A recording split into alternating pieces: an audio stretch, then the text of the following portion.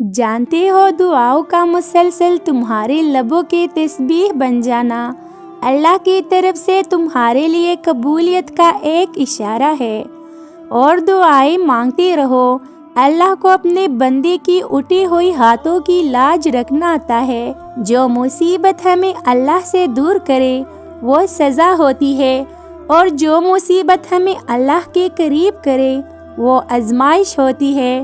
تہجد اتنی قیمتی ہے، اگر اللہ ہمیں نہ دیتا تو ہم کبھی سمجھ ہی نہ پاتے کہ اللہ کی محبت کس کو کہتے ہیں۔ آپ مجھ سے اتفاق کریں یا نہ کریں، مگر حقیقت یہی ہے کہ ہم نے حرام و حلال کی تمیز صرف کانوں تک ہی محدود کر دی ہے۔ اللہ کی رحمت کا سہارا نہ ہوتا تو ہم اپنے شرمندگی، ندامت، پچھتاوے، بیوقوف یا خطائے اور دل ہار دینے والے آنسو لے کر کہاں جاتے۔ اللہ ہمارے گناہوں کو معاف فرماتا ہے جب ہم توبہ کر لیتے ہیں اور اللہ سے دعا مانگتے ہیں۔ اللہ آپ کے خفیہ آنسو پہنچ دے گا۔ اللہ آپ کی پوشیدہ دعاؤں کا جواب جلد دے گا۔ یاد رکھو، اللہ صبر کرنے والوں کے ساتھ ہے اور وہ بہت جلد آپ کے حق میں معجزہ کرے گا۔ میں نے کہا، یا اللہ میری ہاتھ خالی ہے، تو اللہ نے قرآن سے جواب دیا، اور جلد ہی آپ کا رب آپ کو اتنا دے گا کہ آپ خوش ہو جاؤ گے۔ جب بات ناممکنات پر آ کر رک جاتی ہے نا، تب میرا رب کہتا ہے، اللہ تعالیٰ ہر چیز پر قادر ہے۔ اللہ پر توکل کی حدیں اس قدر وسیع رکھو کہ اگر تمہاری مانگی ہوئی دعائیں نہ بھی قبول ہو تب بھی تمہاری عبادت، توکل اور دعاؤں میں کمی نہ آئے۔ ضروری نہیں کہ ہماری ذات ہر کسی کو پسند آئے۔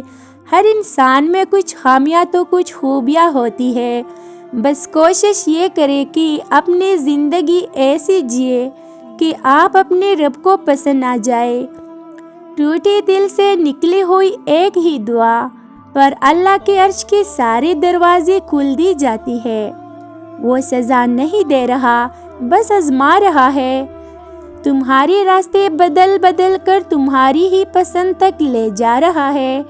تم ہی وہ راستے بھی دکھاتا ہے، وہ اسباب بھی بناتا ہے، وہ مان بھی جاتا ہے، وہ پھر معجزے بھی دکھاتا ہے۔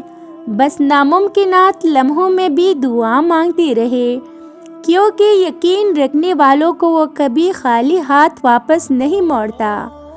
قرآن تو جگہ جگہ تسلی دے رہا ہے کہ نا امید نہ ہو، کمزور نہ پڑو، اور یقین رکھو تمہارے رب تمہارے ساتھ ہے۔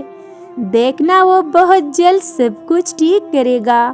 پھر آزمائش کے دوران اکثر اللہ اس چیز کو تم سے دور کر کے بھی آزماتا ہے تاکہ تم تڑپ اٹھو اور اسے پانے کے لیے اپنے رب کے قریب جاؤ۔ اور وہ تم نے سنا نہیں، جو رب کے قریب ہوتے ہیں نا، ان کی اچھی نصیب ہوتی ہے۔ اللہ کبھی کبھار آزمائش کے لیے تمہاری پسندیدہ چیزوں کو تمہاری نگاہ سے دور کر دیتا ہے، مگر تمہاری نصیب سے کبھی دور نہیں کرتا۔ اور وہ تم نے سنا نہیں، نصیب کا لکھا مل کر رہتا ہے۔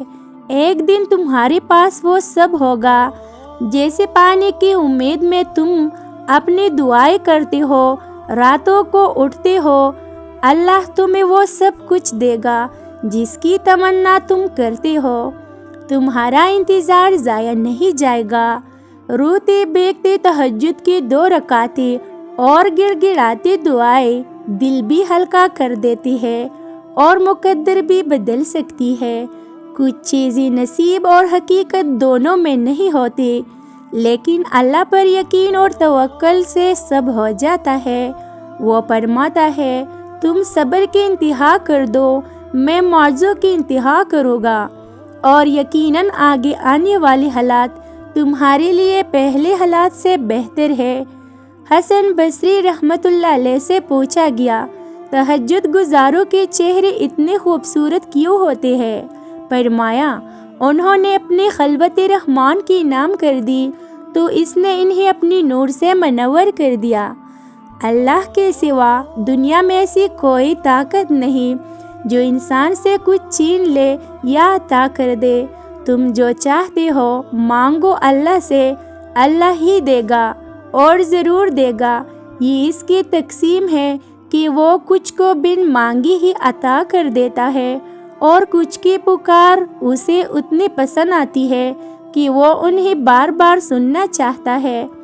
مقدر اتنی دفعہ بدلتا ہے جتنے بار بندہ اللہ سے رجوع کرتا ہے۔ کیا آپ کو کبھی احساس ہوا کہ اللہ نے آپ کو ڈوبتے ڈوبتے بچا لیا؟ جس چیز کی تم تمنا کرتے ہو اس کے لیے دعا کرتے رہو۔ ممکن اور ناممکن صرف انسان کے دماغ کا تصور ہے، اللہ کے لیے کچھ بھی ناممکن نہیں ہے۔ دعا مانگ کر بھی ڈرتے رہو گے تو لگے گا کہ قبول ہونے کا یقین نہیں ہے۔ ارے یقین رکھو، وہ ضرور کن کہے گا۔ اللہ سے عشق میں ایک وقت وہ بھی آتا ہے، دعا تو بہت دور کی بات ہے۔ انسان تو صرف سوچتا ہے اور اللہ نواز دیتا ہے۔ تہجد کے لیے اٹھنا مشکل ہو تو وضو کر کے سوئے، اذکار اور سورہ ملک سورہ سجدہ کی تلاوت کرے، پھر اپنے دل میں بیدار ہونے کا صاف ارادہ رکھے اور دیکھے کہ اللہ آپ کو پورے دن کے لیے معجزانہ طور پر توانائی دیتا ہے۔ اگر اللہ تمہیں یہاں تک لے آیا ہے تو اس نے آگے کے لیے بہت کچھ سوچ رہا ہوگا۔ وہ تمہیں آزمائش میں ڈالنے سے پہلے اس آزمائش سے نکلنے کا حل بناتا ہے۔ پھر تم ایسا کیوں سوچتے ہو کہ وہ تمہیں بھول گیا ہے یا تمہیں سن نہیں رہا؟ تم نے اپنے انتخاب کا نتیجہ دیکھ لیا۔ تم نے اپنے من مانی کر کے ہر شخص کی ہر چیز کی حقیقت دیکھ لی۔ تم نے خدا کی نافرمانی اور اپنے ضد سے یہ تکلیف خرید لی۔ تو اب اللہ کے انتخاب کا انتظار کرو۔ جو تحفہ، جو چیز اس نے تمہارے لیے رکھی ہے، اس چیز کا انتظار کرو، اور یقیناً اللہ کا انتخاب بے حد پرسکون ہوگا، جو تمہیں یہ بتائے گا کہ اختتام ایک نئی منزل کا آغاز ہوتی ہے۔ اس شخص کا انتظار کرو جو اللہ نے تمہارے لیے چن رکھا ہے، جو تمہیں اپنی محبت سے یہ سکھائے گا کہ سب ایک جیسے نہیں ہوتے، جس کو دیکھ کر تمہارا سر سجدہ شکر سے نہیں اٹھے گا، جس کو پا کر تم آسمان کی جانب نظر دوڑاؤ گے اور کہو گے کہ میں ہی نادان تھا، میں ہی نافرمان تھا، مگر تو تب بھی رحیم تھا اور تو اب بھی رحیم ہے۔